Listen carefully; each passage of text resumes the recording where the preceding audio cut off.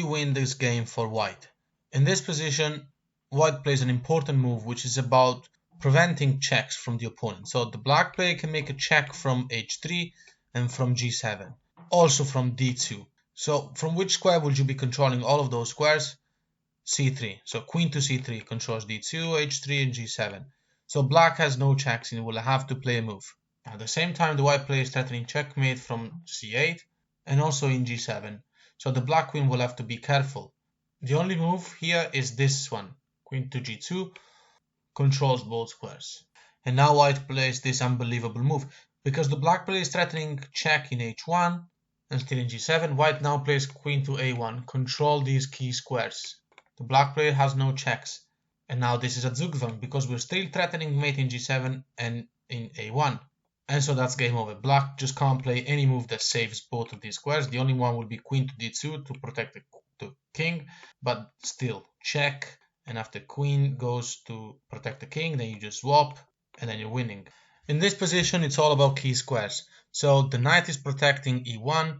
The black king, we want to keep the king to the corner, right? We don't want him to go to d2 and run away. So black has two knights. It's not enough for checkmate, but it actually is in this position because black has a pawn, which will have to waste the extra tempo that we need whilst we prepare the checkmate. So king to f6. King has to move to the only square, and now knight e6, stopping the king from going to f6. When the king moves, trying to escape, king to g5, and now this g5 square is controlled by the knight, so the king will have to go back, and now the king controls h7, so the black player only has one move, which is this one, king to h8. And after king to f7, black only has one move, and now that's where we start playing. White now moves to b5, and the black king has nowhere to go except h8. But also black can move the pawn in h2 and then try to promote.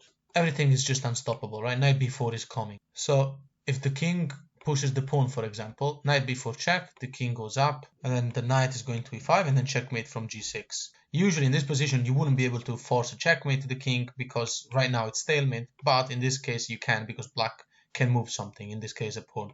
But after the promotion you just go ahead. In this position, white player makes this move, which is rook to e8 check. There's double attack on this rook, so that means the black player will have to take the rook. Also the king can't really move anywhere, so there's no option.